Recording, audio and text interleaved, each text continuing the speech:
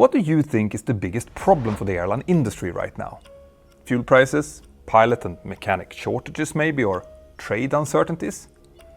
Well, all of those are important for sure, but there is something more fundamental out there that's seriously wrong, which is now affecting virtually everyone in the industry. And in the words of one insider, it is making airlines and aircraft lessors literally scream. Now, to help you understand this, it's time for a bit of a confession from all of us here on the Mentor Now channel. For years, we have been making a ton of videos where we've tried to answer questions about where commercial aviation is heading.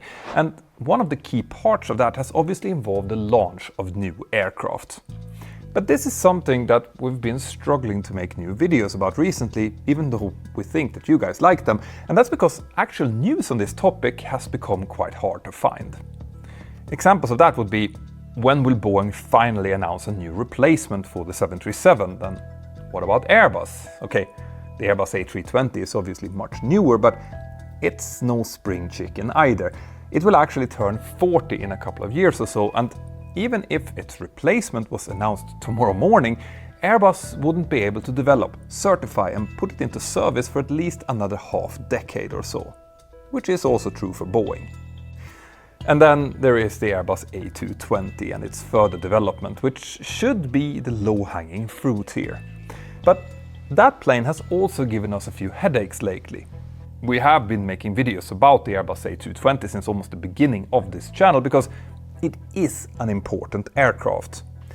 It is the most modern and most efficient all-new single-aisle airliner in commercial service today, and Airbus has repeatedly said that launching a stretched version is a question of when, not if. Now, a lot of airlines have previously been pushing Airbus to launch that stretched version, and actually there have been some rumors and even actual news about it recently. But honestly, there have now been so many false starts with this aircraft that we have decided not to make another dedicated Airbus A220 video until something actually happens, even though this is still the most likely almost new airliner launch to come. Or is it? Well, the problem is that the clock is now really ticking.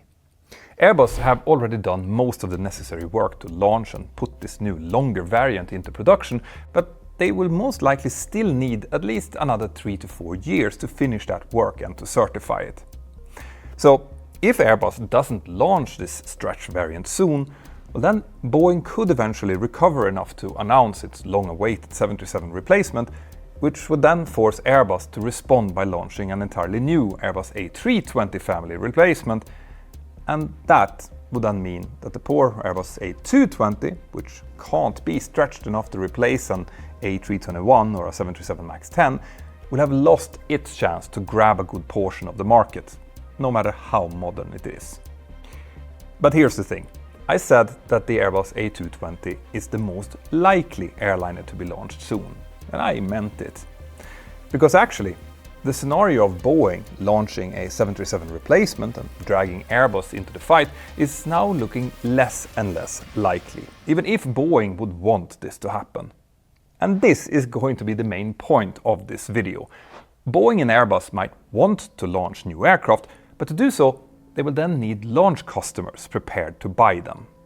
And the problem with that is that, for the most part, airlines and aircraft lessors just don't want to hear about any new planes anymore. As it turns out, they are actually very unhappy, or in some cases even angry with the planes that they have already bought. Now, for a good clue on the causes behind that, we can take a look at something that isn't an airliner, but is definitely a very modern, all-new aircraft design, which has been grabbing some headlines lately. The Embraer C390. This is a plane that was designed to replace popular cargo turboprops, mainly the Lockheed C-130 Hercules. Now, Embraer has a lot of experience in making both civilian and military aircraft, so with this design, they combine their experience in both. To make the C390 as competitive as possible, Embraer made it very easy to maintain and as versatile, modern and up-to-date as humanly possible. For example, it has active side sticks, something that I personally love, and that is a first for Embraer. And the rest of its avionics and systems are similarly super modern. But there is one feature in this aircraft that seems to go completely against its modern design, and that is its engines. You see, the C390 uses a pair of International Aero Engines V2500 turbofans, a design that was first certified back in 1988 and was originally an option for the legacy Airbus A320 family, as well as the McDonnell Douglas MD-90. These are planes that have both been out of production for quite a few years now. Now, these engines have less than half the bypass ratio of engines like the Pratt & Whitney geared turbofan or the CFM LEAP, who are in the same thrust class and now power Airbus A320neos, replacing the V2500 and the CFM 56. As we have explained in other videos, a high bypass ratio means that most of the air going through the fan in the front then goes around or bypasses the engine core, which is key in making the engine more efficient. So for that better efficiency, these newer engines have a bigger fan diameter, which can be an issue for some low-wing airliners like the Boeing 737, but clearly not for a high-wing design like the C390. So why did Embraer then fit this nearly 40-year-old engine on an otherwise ultra-modern aircraft, especially when newer and more efficient options were available? Well, a quick answer is that they technically weren't available when this plane was launched in 2009, but they were quite far in development and were later certified in roughly the same time period as the aircraft, so Embraer could easily have waited for them. But as I am sure many of you have guessed, Embraer instead chose an existing engine because, unlike the airlines, military customers tend to value durability and maturity in design much more than raw efficiency. So Embraer just picked the V2500 engine, which was a known, reliable quantity that maintenance and repair facilities around the world already knew how to work with. But that's not all. It is just not quite that simple. It has now been over 10 years since the C390 first flew, and as far as we know, Embraer has still not even suggested that they could fit newer engines to it. Instead, they seem to be quite happy with its old engines, and they have even scored some decent new C390 sales lately, so their customers seem to share that view as well. And that happiness with older engines is something that a lot of airline managers can now start to relate to, even to the point that, and I know this is actually hard to believe, some say that there is no point for Boeing to replace the 737 MAX at all. And I'll explain what I mean by that after this. So, how could that be? Well, I will get into that in great detail in a second, but what I want to first show you is how we researched some of that sentiment. You see, there were actually quite a few different news outlets who covered this story, so when we searched for airline engine reliability, we found literally dozens of different articles. Now, as you can see here, the reporting around this has actually been quite balanced, split equally between left-wing, right-wing and centrist outlets. But it was still quite interesting to see how the language differed in the headlines across the political spectrum. For example, CNBC's feels a bit softer, while Le Figaro's is more emotionally charged and uses more absolute phrases like all bad and descriptive words like tackles. The sponsor of this episode, Ground News, helps my team and I make sure that we avoid spreading emotional bias in these videos, and every article comes with a factuality score, which quickly shows you how reliable a source reporting practices are based on ratings from 3 independent news monitoring organizations. But my favorite part of Ground News is the blind spot, which highlights news that you might be missing out on based on stories that are being underreported by both political sides. Once you start reading news like this, it is really hard to ever go back again, trust me. And right now, you can get started with 40% off the Vantage plan, which is what my team and I are using. Just scan this QR code or go to ground.news/mentor, either directly or through my link here in the description. Thank you so much, Ground News, for sponsoring this episode, and now let's continue with the story. Now, before we go any further, I need to make one thing absolutely clear here. I would talk about the longevity of engines, but what I'm about to say doesn't mean that these newer engines aren't safe. Longevity and reliability aren't the same thing, and aside from some early in-flight issues, these new engines are reliable today. So with longevity, I'm only referring to how often these engines need maintenance. Jet engines generally wear out slowly, and there are nowadays many ways for mechanics and engineers to inspect them as they grow older and are being used to determine if that wear is progressing as expected or faster. If they see something they don't like, well, then the plane is written up and is taken out of service, and as it turns out, these newer engines are wearing out faster than expected, which now means that they require more work than the airlines had planned for. Now, that is a big deal, because any kind of unscheduled maintenance that requires the aircraft to stay grounded will cost the airlines hundreds of thousands of dollars per day in lost revenue. But at this point, you might be wondering if maybe I'm comparing apples with oranges here. The CFM56 has been around for over 50 years, so by now all of its gremlins and squeaks have already been dealt with, and even the slightly newer V2500 will soon turn 40. So is it really fair to compare brand new engines like the CFM LEAP and the Pratt & Whitney GTF with these older models? Well, airlines and lessors certainly seem to think so, because the LEAP and the GTF have now been around long enough, and the difference in durability between them is, quite frankly, disturbing. According to Scott Hamilton in Leahem News, which you should definitely check out if you haven't already, the durability of the CFM LEAP, which is the engine used in all Boeing 737 MAXes and in many Airbus A320neos, is about half, or even less than half as durable as the CFM56 that it replaced. In other words, the LEAP engines need to come into maintenance, repair and overhaul facilities twice as often as the CFM56 does, and that's only the start of the problem. When the time then comes to actually overhaul these engines, that process costs around $10 million, when for the CFM56 the same process cost only $3 million. And these costs are for the work alone. It doesn't cover life-limited parts that needs to be replaced. And by the way, from my point of view as a pilot, these numbers aren't very surprising. Having flown the 737NG with CFM56 engines for a vast majority of my career, and then the 737 MAX with its CFM LEAP engines, I can tell you that the newer engines are a little bit like prima donnas. You might have heard that LEAP engines have much longer startup times than the CFM56 does, and that's partly because the LEAP needs to be straightened slowly at startup, since changing temperatures mean that the shaft that connects their huge fan in the front to the engine gets slightly deformed when it's shut down.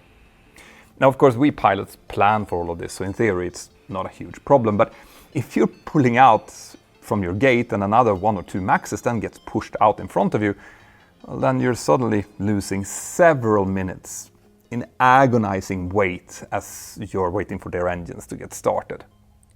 By contrast, the old CFM56 is a real workhorse. It starts up really fast, it responds like it's on springs, and it is very resilient if anything goes wrong. And that might or might not have something to do with its roots. You see, the first CFM56 used the core from the GE F101 engine, which powers the military B-1 bomber. Or to use a car analogy for this, the CFM LEAP is like a delicate track day sports car whose owner uses a trailer to move it around, whereas the CFM56 is like an old Volvo station wagon that might be towing that trailer. Pratt & Whitney's geared turbofan also has slower startup times and other sensitivities compared to the V2500 that it replaced, although those startup times are now gradually coming down as the engine maker gets more and more data on it. Now, to be clear, this sensitivity and finicky nature is happening for a good reason. The CFM LEAP engine is truly brilliant. The 737 MAX is about 14 to 15% more fuel efficient than the 737NG, and 12 to 13% of that improvement is thanks to those new engines. Actually, after years of flying the NG, seeing just how little fuel we would need in a MAX flight across Europe felt just a little bit strange, to be honest. But from an airline's perspective, those savings from efficiency can often then be practically cancelled out due to the engine's reduced longevity. And the same is true when comparing the V2500 with the newer GTF, which regular viewers of this channel probably remember a very recent example of. Before Spirit Airlines closed their doors for good, they returned nearly all of their Airbus A320 and 321neos to their lessors, but they kept their legacy A320s and A321s with the older engines. Now, there were some exceptions to this, since some lessors refused to take back all of their aircraft, but even in those cases, the unwanted A320neos were mostly then parked and not used.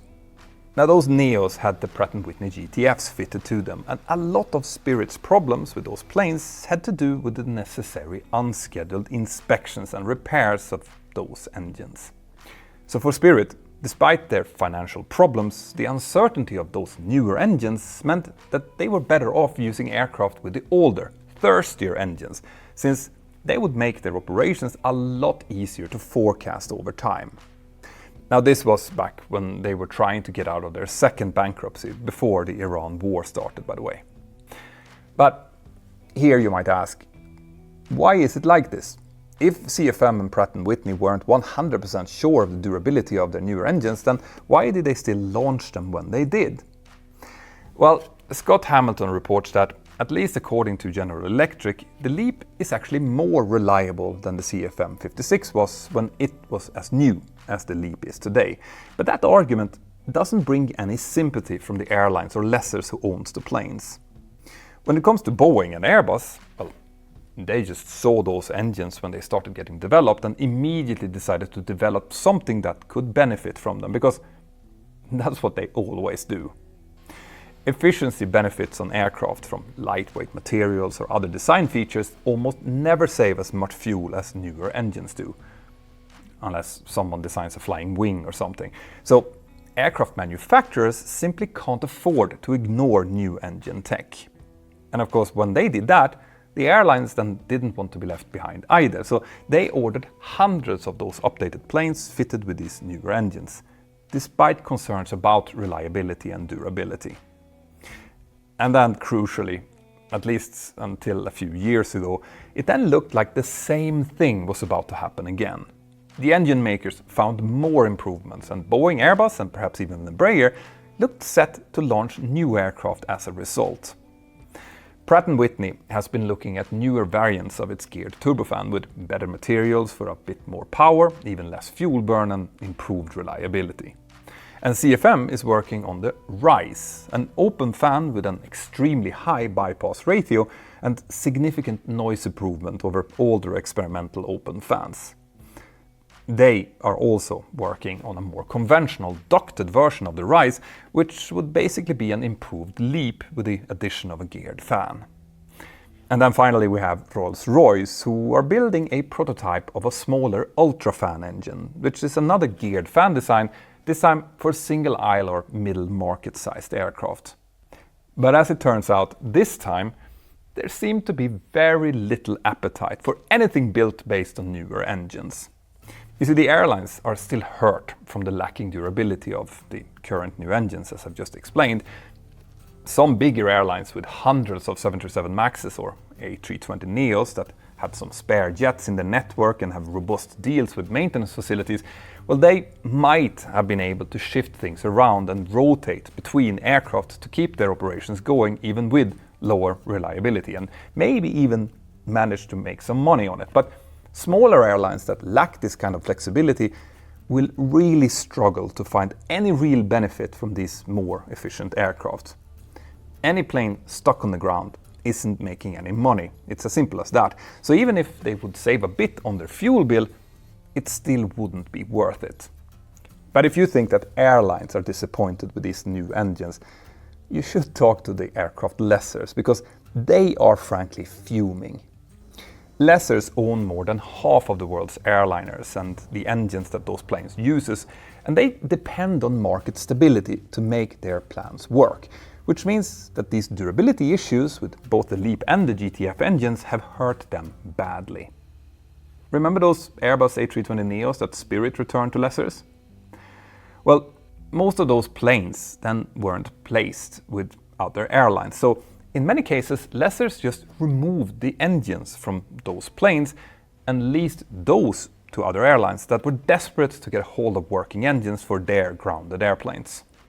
When they work, these newer engines are actually worth more money than the nearly new aircraft that they're fitted to, which is how some of those A320neos just ended up getting scrapped. And this wasn't even the first time that this had happened, as regular viewers on this channel might remember. So, when a journalist asked Angus Kelly, the CEO of Lessor AerCap, what he would say if Airbus or Boeing asked him if his company would be interested in an all-new single-aisle aircraft, he just answered, "Make sure the door doesn't hit you on the way out." He then added, "Please don't come in here and tell me you're going to have another swing at a new plane. I want the stuff that you've built to work better." For that same reason, Kelly doesn't think that the Boeing 737 MAX needs to be replaced anytime soon, and actually many lessors don't even want to hear about the low-hanging fruit that I mentioned earlier, the Airbus A220 stretch. That's because even though that plane wouldn't have all new engines, it would hurt the values of the Airbus A320neos that lessors already own. And with all the engine problems so far, many lessors still haven't made enough money out of those A320s to think about replacing them with a newer aircraft. So in short, airlines don't want newer planes, lessors really don't want newer planes, and aircraft manufacturers probably would design something brand new if their finances permitted it. But given the huge backlogs and their previous production issues, they're likely quite happy to just focus on producing their current planes instead. But what about engine makers then? They would probably want to sell even newer engines to someone, right? Well, actually, no, not really. Again, we go back to Scott Hamilton and Leham News, who explains that engine makers often sell their engines to airlines and lessors at a big loss, because they are expecting to make back that money over years or even decades of service thanks to service contracts. And that's also why engine makers are often quite unwilling to let airlines service their own engines, even if those airlines have the facilities to do so.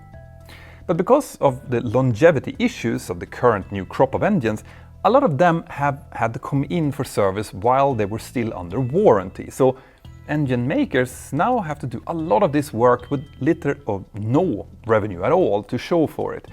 And this means that if they would now launch even newer engines, recouping the investment of the development of those previous engines could become almost impossible. Now, I think we all understand that continuing to fly aircraft designed for a different era can't continue forever. And of course, we all want to talk about something new and exciting, but right now, the launch of something really new seems surprisingly hard, and we haven't even mentioned newer technologies like hydrogen or battery-driven aircraft, for example.